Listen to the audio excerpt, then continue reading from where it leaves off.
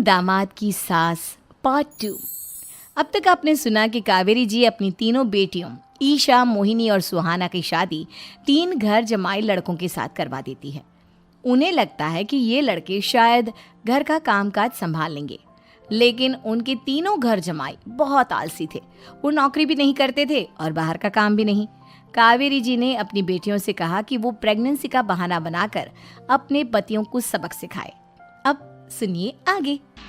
Mummy, आपने जैसा कहा था हमने वैसा ही किया, लेकिन देखिए ना, विवेक का हाल तो वैसा का वैसा ही है। घर में ना सुबह का नाश्ता बनता है और ना खाना। नौकरी पर जाने की बात करूं तो खाने को दौड़ते हैं मुझे। हाँ मम्मी, मैंने भी सुमित को कितनी बार कहा कि अगर नौकरी नहीं करनी तो कोई छोटी सी दुकान ही खोल लो। घर का खर्चा कैसे चलेगा? देखो दोपहर के 12 बजने आए और जनाब अभी तक सो रहे हैं। हाँ मम्मी, ईशा और सुहाना ठीक कहती हैं। अविनाश का भी यही हाल है।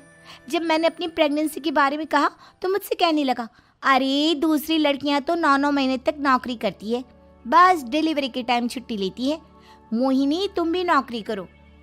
अब मुझे कहाँ नौकरी मिलेगी? मम्मी बताओ अब मैं क्या करूँ?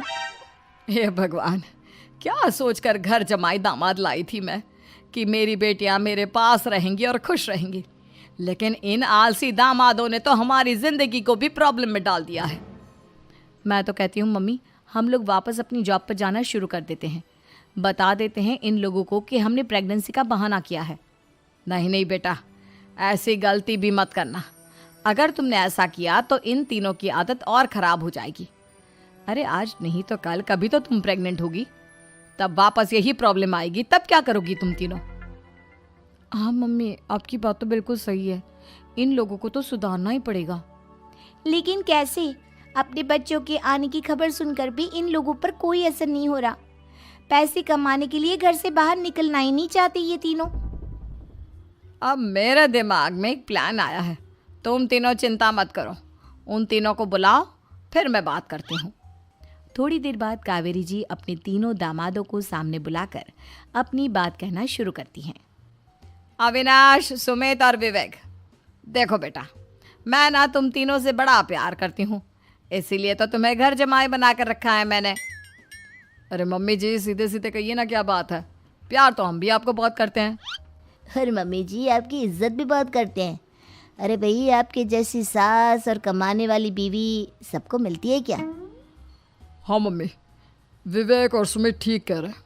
आपकी बेटी से शादी करके मेरी तो ज़िंदगी ही अच्छी हो गई है। जानती हूँ मैं, और ये भी जानती हूँ कि तुम तीनों अपने अपनी बीवियों से बहुत प्यार करते हो। बेटा, बात ऐसी है कि हमारे कुल गुरु ने कहा है कि प्रेग्नेंट होने के बाद मेरी तीनों बेटियां शुरू के 4 महीने हमारे गांव में जाकर रहेगी, जहां मेरे चाचा जी रहते हैं। अरे लेकिन क्यों मम्मी, गांव में जाकर रहने की क्या ज़रूरत है इन तीनों को? वो क्या है ना बेटा, हमारे परिवार को एक श्राप है। अगर मेरी बेटियों ने यहाँ पर बच्चा पैदा करने की कोशिश की तो उनके बच्चों को कुछ भी हो सकता है। इसलिए अब से लेकर 4 महीने पूरे होने तक इन्हें गांव वाले घर में रहना पड़ेगा। हाँ तो इसमें प्रॉब्लम क्या है मम्मी जी? हम भी वहाँ जाकर रहेंगे, पिकनिक मनाएंगे। अरे भाई, बीवी जहाँ हम भी वहाँ। हाँ यार, आइडिया तो बहुत अच्छा है। शहर की ज़िंदगी में रह रहकर परेशान हो चुके हैं, अब कुछ दिन गांव में बिताएंगे। तुम लोग समझने की कोशिश क्यों नहीं करते? तुम में से कोई भी वहाँ नहीं जा सकता, और मैं यहाँ रहूँगी ना तुम तीनों के साथ। 4 महीने की तो बात है, उसके बाद ये तीनों ही लौट कर आ जाएंगी। ठीक है मम्मी जी, अब हमारे बच्चों का सवाल है तो ये तो करना ही पड़ेगा। कावेरी अपनी तीनों बेटियों को कुछ दिन के लिए घर से बाहर कहीं दूसरे शहर में रहने के लिए भेज देती है। कुछ दिनों के बाद, अरे मम्मी जी, बहुत दिन से पिज्ज़ा नहीं खाया, मंगवाइए ना। क्या बताऊं बेटा, पहले तो बेटियां खर्चा दे देती थी क्योंकि उनकी नौकरी थी, लेकिन अब तो मेरे पास पैसे ही नहीं बचे। थोड़े बहुत पैसे हैं जो बच्चों की डिलीवरी में काम आएंगे। लेकिन मम्मी जी, आपकी बेटियों को वापस आने में तो अभी बहुत वक्त बाकी है। वही सोच सोच कर परेशान हो रही हूँ। सोच रही हूँ कल से दूध भी बंद करवा देती हूँ। अब दूध वाले को देने के लिए पैसे भी तो नहीं है ना। अरे नहीं नहीं मम्मी जी, अगर दूध भी बंद करवा दोगी तो मुझे चाय कहाँ से मिलेगी? और चाय के बिना मैं तो मर ही जाऊंगा।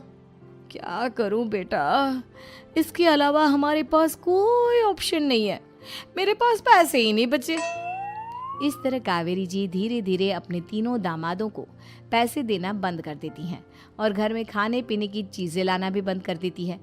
अब वो तीनों बुरी तरह से परेशान होने लगे थे और इसलिए एक दिन तीनों प्लान करके घर से बाहर निकलते हैं और बाजार में जाने के बाद यार अच्छा खाना खाए हुए कितने दिन हो गए, पता नहीं कब अच्छा खाना मिलेगा। हमारी बीवियों के जाने के बाद तो हमारी हालत भिखारियों जैसी हो गई है यार। कुछ भी हो, मुझे तो आज पिज्ज़ा खाना ही खाना है। जेब में 1 रुपया नहीं और पिज्जा खाएगा, कहाँ से आएंगे पैसे? अरे देख वहाँ सामने बोर्ड पर क्या लिखा हुआ है, कंप्यूटर पर काम करने के लिए एक आदमी की आवश्यकता है। भाई मैं तो जा रहा हूँ, काम करूँगा और शाम तक पैसे लाकर आराम से पिज्ज़ा खाऊंगा। जा जा, तुझे कोई काम नहीं देने वाला, हम तो घर जा रहे हैं। चल भाई सुमित। सुमित और अविनाश वहाँ से चले जाते हैं और विवेक उस कंप्यूटर शॉप पर सारा दिन काम करके 5,000 रुपये कमा कर घर लौट कर आता है और अपने खाने के लिए अच्छी अच्छी चीज़ें भी लेकर आता है। ये देखकर विवेक और सुमित के दिल में भी कुछ पैसे कमाने की इच्छा जागती है। अरे सुबह सुबह कहाँ चल दिए तुम? मम्मी जी एक बहुत अच्छी जगह मिली है, कंप्यूटर पर काम करने के 5,000 मिले थे कल मुझे। अगर रोज़ काम करूँगा तो पूरे 40,000 की तनख्वाह। अरे वाह, ये तो बहुत अच्छी बात है दामाद जी, आपको जाना ही चाहिए। सुमित और अविनाश विवेक को इस तरह तरक्की करते देखकर परेशान हो जाते हैं और वो दोनों भी काम की तलाश में निकल पड़ते हैं। धीरे धीरे उन दोनों को भी काम मिल जाता है। अब कावेरी के तीनों दामाद छोटी मोटी नौकरी करके अच्छा पैसा कमाने लगे थे। एक दिन कावेरी उन्हें अपने पास बुलाती है।